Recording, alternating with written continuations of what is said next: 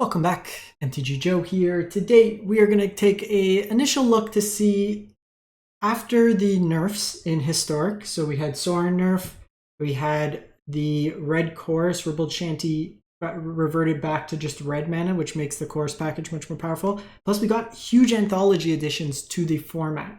So big shakeups. It's still a bit early to do the detailed metagame guide. We also had an Alchemy release, which had some really sweet cards, a new combo enabler that we'll kind of highlight here. But what I wanted to do was just show some decks, varied ranks, just decks, ideas, stuff to share. I did have a version of the combo deck that we'll cover. I put a stid in my Discord. I was hoping to try to keep it secret till the end of the month. I'm currently hovering between like 500 and 600 mythic with it in best of one. So I guess enough folks played it that it showed up on Untapped, but it's actually the older version of the deck. I've played now probably about 100 games with the deck through varied iterations. So we'll cover that in a little bit, but I'll link to my Untapped as well so you can keep up with that one there. So the cat's out of the bag. I can't keep that one too secret, so I thought I'd talk about it. So we're going to get the stuff from Untapped. As always, find the deck list in the video description.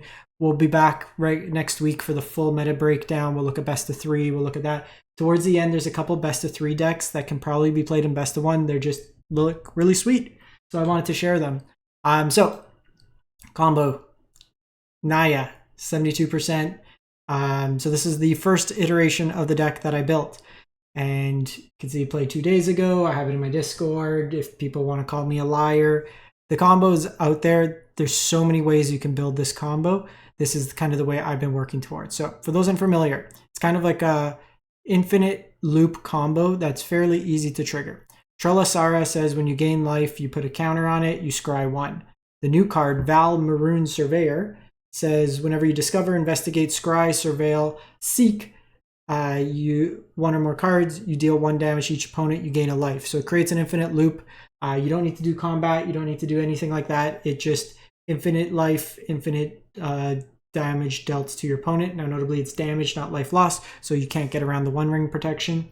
Or Teferi's protection. I had a game where I got stuck in a Teferi protection loop. I've both won and lost with this deck in very weird ways. I had a few games where opponent just blindly rips turn 2 Torpor Orb or Hushbringer, which shuts off the whole deck. So you'll see in the later version we have some interaction.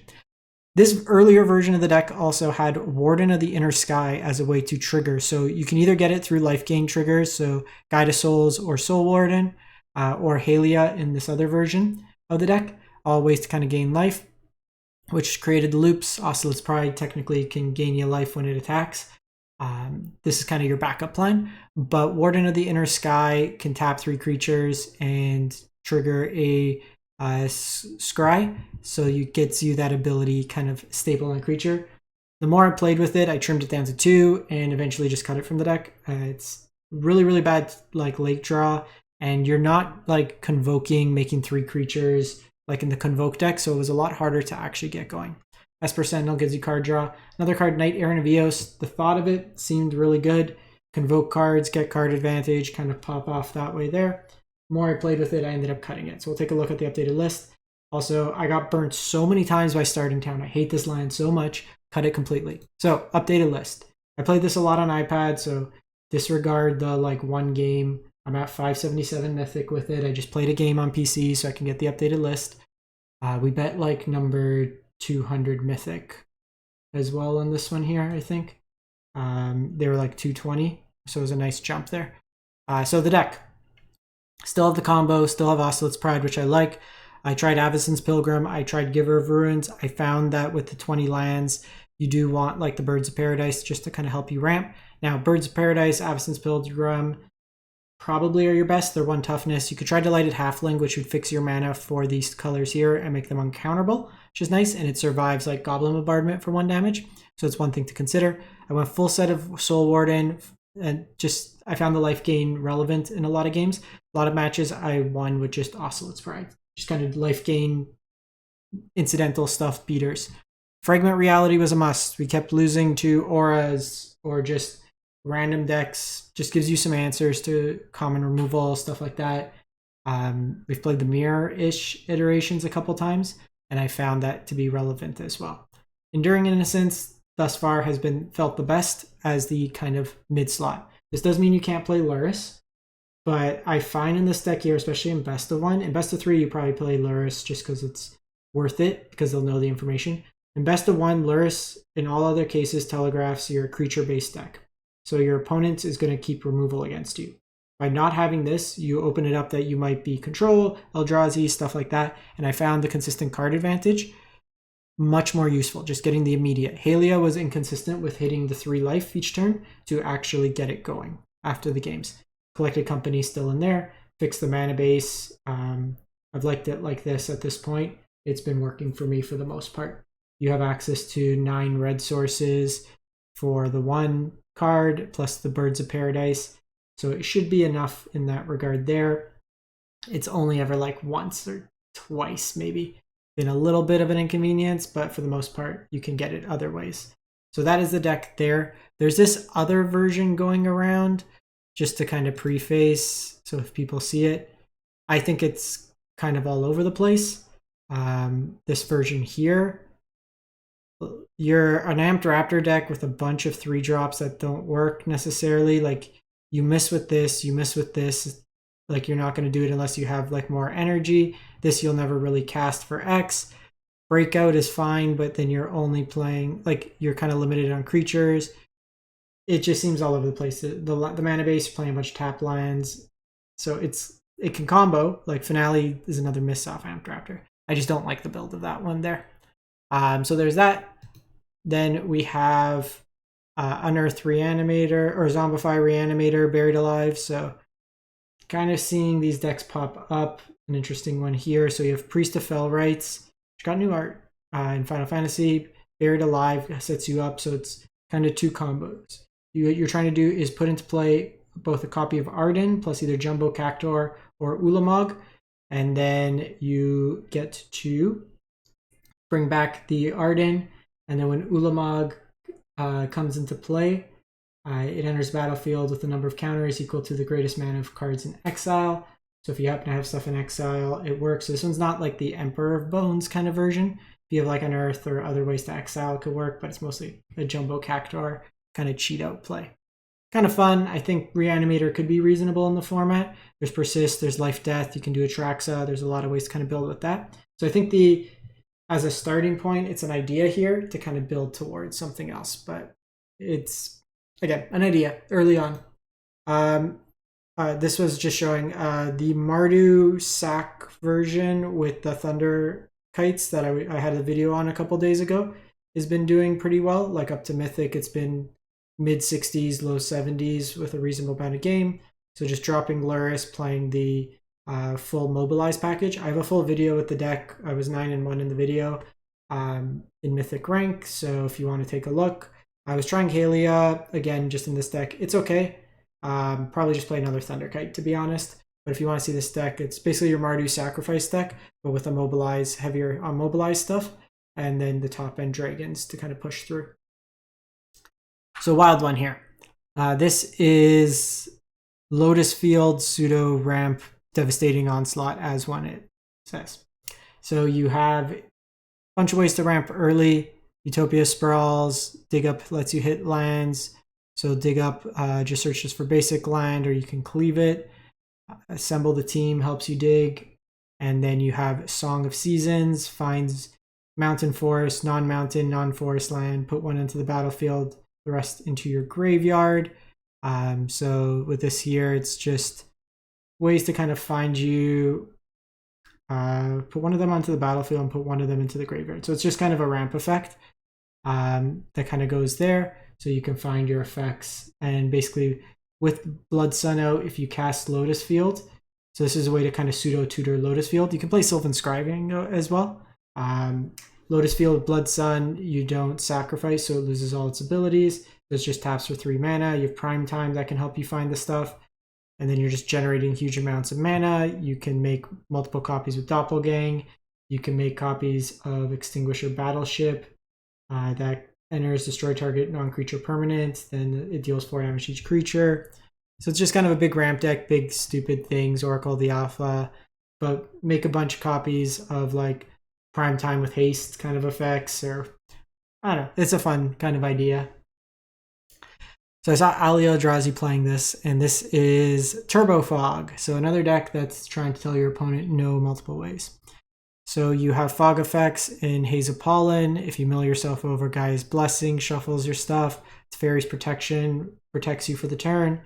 You have a bunch of like sweepers in the deck. Approach the Second Sun's your win con. But basically you're just trying to get ahead on mana, stuff like that. And then eventually cast the Virtue of Strength to triple your mana. Then you just doppelgang a whole bunch of lands or like effects. Eventually just casting Oracle of Alpha over and over again for kind of value that way there. Cast Power 9. You technically win with, Approach as the effect. Sanguine Sacrament just gains you a whole bunch of life as well. I saw him get to like 5,000 life or something ridiculous in the game. So this one is from Alchemy. They're 63 and 34. This one here is Life, Death, Sultai, Oculus, Reanimator. So I think this is a kind of more refined take on the Reanimator. Like if you want to play the Cactuar, it's big, flashy, kills in one shot. So this one's got a couple lines. And we got Thought Scour in the set as well from the Anthology. 1 blue, draw a card, mill 2. So it's another way to fill your graveyard for these effects. But you have Unearth, as well as now Life, Death, notably the Death portion. So return target creature from your graveyard, you lose life equal to its mana value. So it's another way to reanimate Oculus, but unlike Persist, you can hit Atraxa, you can hit Ulamog. You have Psychic Frog, that kind of works in the air, but you have Emperor of Bones, which reanimates Ulamog, creates a copy of it as such, sees itself in exile, hastes it out, annihilates your opponent's board, which is very strong. And then you have Revitalizing Past, which is another way to put counters on this to trigger its ability again. So you kind of mill over stuff like that and then reanimate your effects. So this one's a best of 3 list, but I thought it was cool. And so here's the Thought Scour card. So I'll paste the whole list if you're interested, but in best of 1, it's linear enough that you should probably be fine. So this is Izzet Phoenix. So Phoenix comes back from your graveyard, obviously with 3 spells. We also have Demi-Lich, so 4 blue, for 4 mana, and then it costs 1 blue less for each instant sorcery you cast this turn. When it attacks, you exile instant sorcery from your graveyard, copy it, then you may cast a copy. When you cast Demi-Lich from your graveyard, exile, or you may cast it from your graveyard as well. So it's another way to kind of come back. I'm trying to remember how they alchemized this version, but I think it was a 4/3 in paper. But you have Cameo in here, and the notable things, like I said, Ribald Shanty is back, so it's 1 mana now, and starting intensity 2. Chorus cards stack the chorus, so Hymn to the Aegis progressively stacks and draws more and more cards, so you get that value there. Piece it together can give you extra turns as well, so a lot of ways to just have card draw in the deck. Fire Impulse is removal, but you have looting to kind of find you effects. Consider lots of ways to flip Tameo in here, Flame of Anor, Wizard and Wizard. You also have like Highway Robbery as more looting style effects. You can plot it and then set up a big turn, get it as a free spell for your effects. Sideboard here, just counter spells, Crackling Drake if they're hitting the graveyard, sack decks, affinity decks, Sweeper for the go wide decks, Flood Moths, Bounce, Hate pieces. And then we have another kind of Oculus-ish Reanimator deck. So this one is Grixis. So Faithless Looting is the only red card in the main. You have access to Life, Death.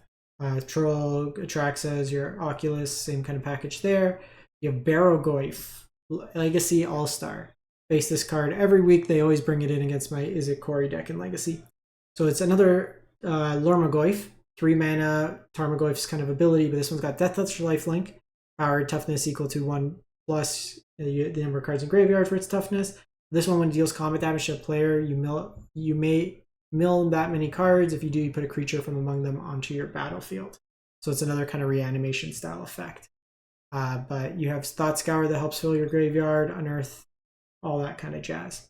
Damnation is a sweeper, Dispute, Barrogoyf. It's kind of like the Fairway. If they're targeting your graveyard, it's just another efficient beater that doesn't care as much on your graveyard because it's universal.